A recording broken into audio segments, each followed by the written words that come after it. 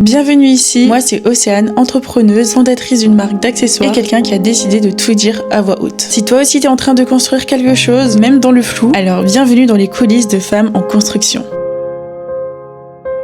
J'espère que vous allez toutes bien, en tout cas moi ça va très bien, je suis très contente de vous retrouver, j'espère que vous avez passé une très belle semaine. Chez moi j'avoue il a plu toute la semaine donc c'était un temps un peu gris, et même encore maintenant. Mais c'est pas grave. On se retrouve pour un nouvel épisode et cette fois-ci sur le fait de vouloir tout arrêter. Car c'est quelque chose que nous avons toutes déjà vécu, le fait de vouloir tout abandonner, tout arrêter et retourner à notre vie d'avant. C'est pas juste une mauvaise journée ou juste de la fatigue, c'est vraiment ce moment où t'as envie de tout abandonner et passer à autre chose. Déjà pour ma part, je vais retourner à l'année 2023, j'avais 19 ans à ce moment-là et j'étais vraiment convaincue, genre vraiment que j'allais tout cartonner avec ce nouveau business. Je venais d'acheter une formation e-commerce, j'avais cette volonté de me dire que j'en étais capable, j'avais jamais échoué à ce moment-là. J'étais vraiment dans cet état d'esprit où je me disais que tout était possible et que avec la volonté, ça allait simplement suffire, et ceux qui ne réussissaient pas, ils avaient pas cette volonté de réussir. Enfin voilà, je me disais vraiment plein de conneries de ce genre. Le projet, c'était Elose Lingerie, une marque de lingerie pour femmes enceintes. Et j'avais lancé cette marque avec ma meilleure amie. Grossière erreur.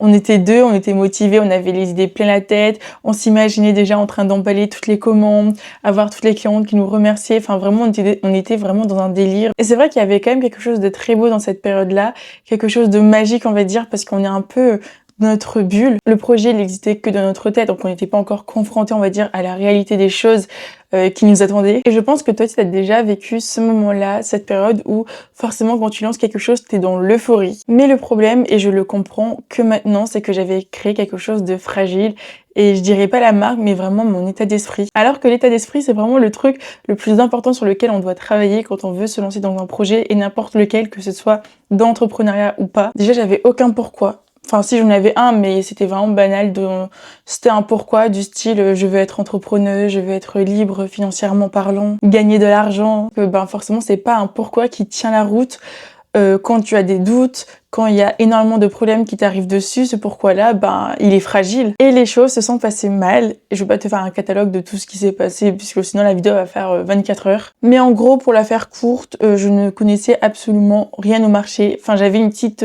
idée de ce que je voulais produire, une petite vision, mais j'avais pas fait de recherche, ce qui fonctionnait déjà, ce qui ne fonctionnait pas. Je n'avais pas parlé à des femmes enceintes, j'avais pas regardé ce qui existait déjà, ce dont elles avaient besoin. J'avais une formation e-commerce, j'avais de la motivation, mais ce n'est pas pareil qu'une bonne stratégie, forcément. Et très vite, les questions ont commencé à arriver, des questions auxquelles je n'avais pas de réponse. Le fournisseur, la stratégie, la cible, comment toucher cette cible et qui est ma cible.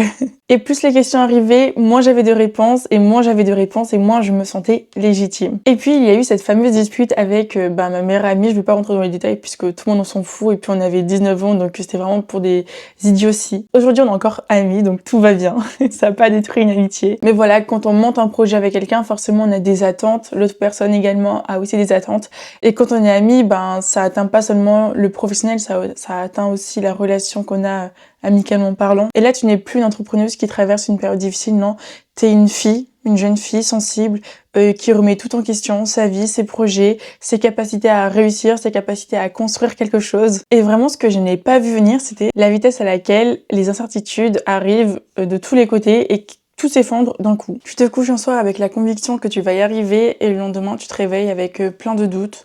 Est-ce que c'est fait pour toi? T'aurais peut-être dû rester dans le travail que tu avais. Pourquoi changer? Tu n'en es pas capable. C'est pas fait pour tout le monde. Que des excuses en fait pour te rassurer et pour te dire que c'est pas grave. C'est pas grave de toute manière. Abandonner, ça arrive à tout le monde.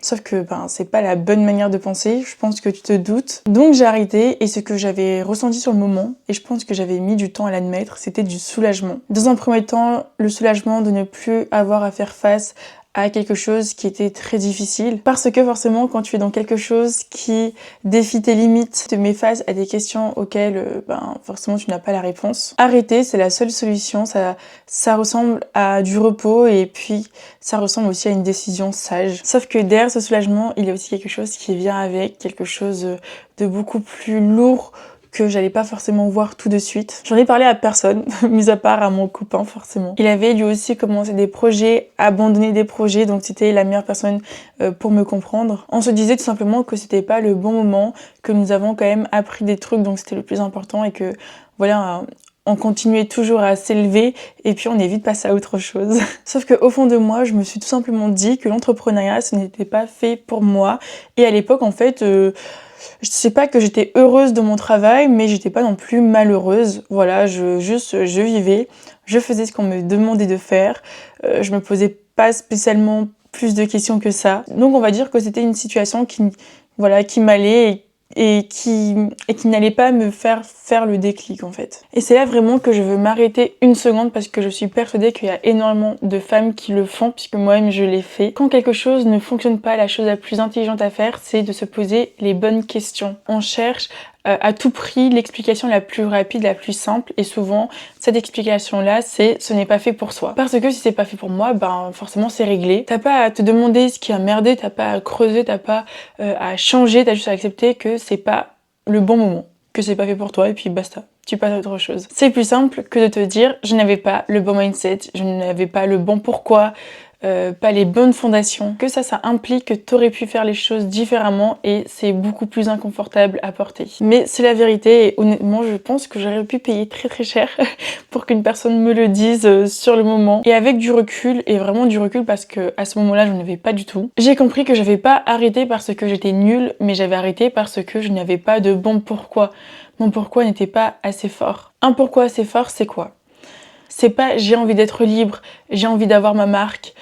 C'est quelque chose de tellement plus profond que ça, de tellement viscéral que même les mauvaises journées en fait, ils n'arrivent pas à l'atteindre. C'est quelque chose qui te fait te lever le matin même quand tu n'en as pas envie.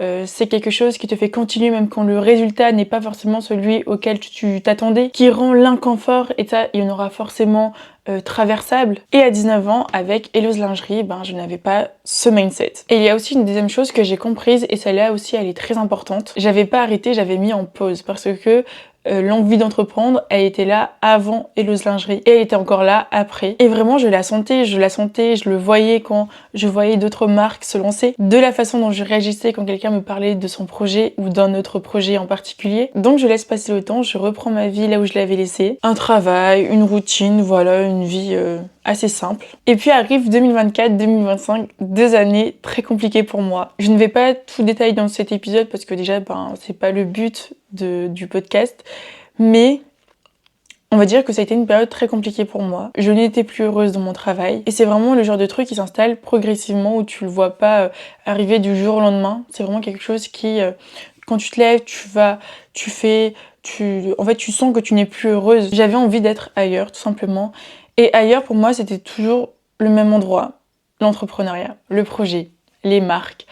Ce monde-là qui m'attirait finalement depuis bien longtemps. Et à un moment donné, du coup, j'ai réfléchi à mon contrat puisque la date arrivait à sa fin, enfin, si je devais re-signer ou pas. Et j'ai su que pour moi, c'était impossible de re-signer. Voilà, que je me voyais pas du tout re-signer encore 2 ans, 5 ans dans le même travail qui ne me faisait plus vibrer. Et là, j'ai eu mon pourquoi. Je ne peux plus faire semblant que cette vie-là me suffit. Et ça c'est un pourquoi fort. C'est un pourquoi qui me tenait réellement à cœur, c'était viscéral. Et c'est vraiment ce type de pourquoi qui reste là, même quand tout va mal, quand t'as envie de tout abandonner, quand t'as pas envie de te lever le matin. Et cette fois même, durant les semaines difficiles, les moments de doute, les fois où j'ai envie de tout arrêter, où je n'ai pas envie de me lever, je tiens parce que j'ai quelque chose qui tient pour moi. L'envie d'arrêter, cette pensée que tu as peut-être en ce moment, ou que tu as eu, ou que tu auras, ne veut pas dire ce qu'elle veut dire. Elle ne veut pas dire que tu es nul, elle ne veut pas dire que ce n'est pas fait pour toi, elle ne veut pas dire que tu n'aurais jamais dû commencer. Elle veut tout simplement dire que quelque chose ne tient pas assez fort, que ce soit ton pourquoi, ou bien tout simplement ton mindset. Et la différence entre quelqu'un qui arrête définitivement et quelqu'un qui continue, c'est pas le talent, c'est pas l'intelligence, c'est pas le travail, c'est vraiment la profondeur de son pourquoi. Parce que ton pourquoi est assez fort quand il est vraiment ancré dans quelque chose de réel, dans quelque chose de profond, de personnel. Les obstacles changent de nature, ils restent là, ils ne disparaissent pas parce que sinon ce serait trop beau, mais tu les traverses différemment. Donc si t'as l'envie d'arrêter en ce moment, alors déjà, bienvenue, t'es normal, t'es pas surhumain, mais voilà, tu traverses quelque chose qui te tient à cœur et forcément les choses qui te tiennent à cœur, ça fait plus mal. Pose-toi les bonnes questions. pas est-ce que je continue, mais vraiment est-ce que mon pourquoi est assez fort. Si la réponse est oui, alors continue. Si la réponse est non, creuse encore pourquoi. Trouve cette réponse, vraiment prends le temps de répondre à cette question parce que c'est vraiment ce qui va tout changer et ce qui va faire la différence. Dis-moi en commentaire si tu as déjà voulu arrêter et qu'est-ce qui t'a fait rester. Et si cet épisode a résonné avec toi, je t'invite à la partager à une personne à qui ça pourrait faire énormément de bien. N'oublie pas de t'abonner pour ne pas louper le prochain épisode. Je vous embrasse, je vous souhaite un excellent week-end ou une excellente semaine et je vous dis à très bientôt. Bisous! Y'a pas de place pour les fables. Y'a pas de place pour les regrets.